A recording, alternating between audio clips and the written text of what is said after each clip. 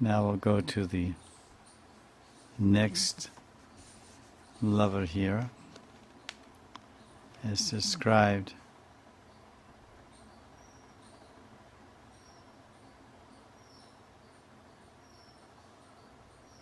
This is the Vipralabdha, although in some books they describe that Kandit, then Vipralamba, but in the actual Ujjwal Nilamani chapter 5,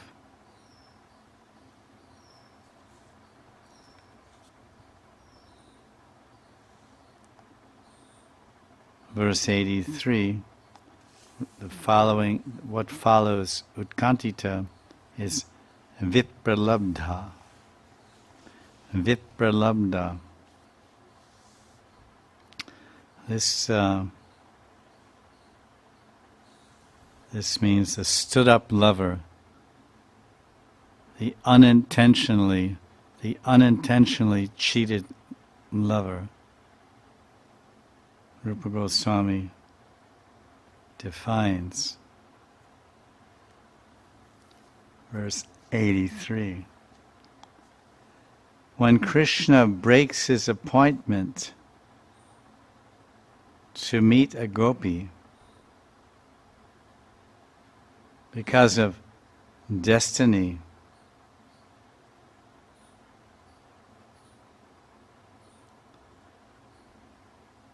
that gopi is called Vipralabdha. The word Vipralabdha means cheated, just like we talk about the different four coverings or limitations or char dosh of the jivatma. One is the tendency to be illusioned, mo. Another is the tendency to cheat, vipralipsa. And the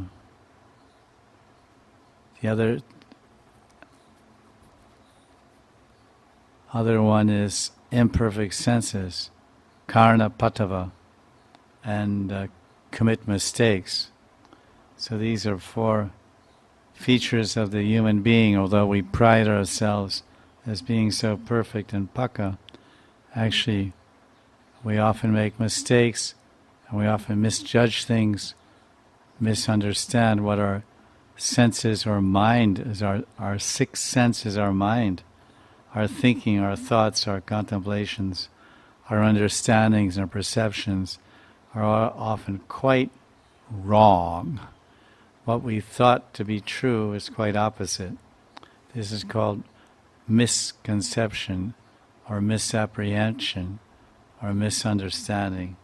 The word miss is there. Something is missing in our intelligence, in our mind.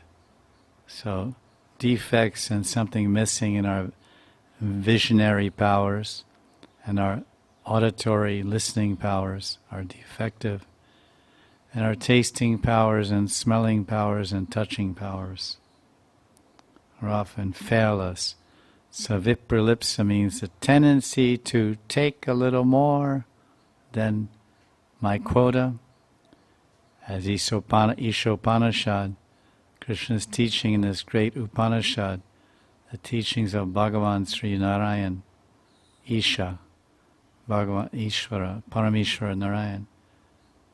Ishavasyam idam sarvam tena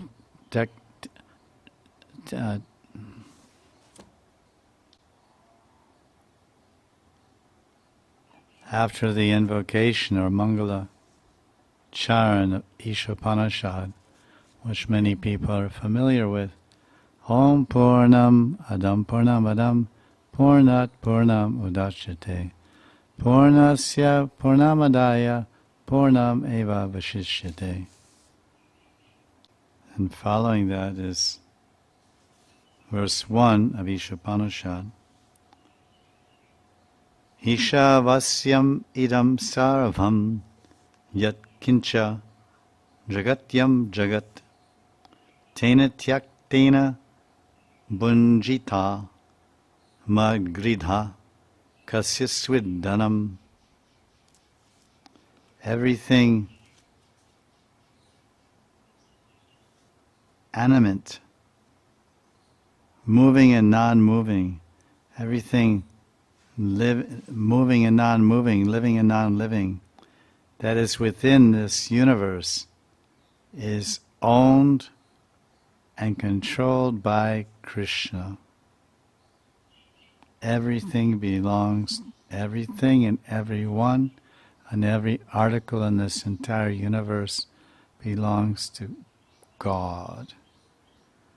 One should therefore accept only those things, bunjita. One should accept only those things which are set aside as his quota, which are necessary for his livelihood, and one should not try to usurp or take the property of another or take more than what one needs. So this is the idea of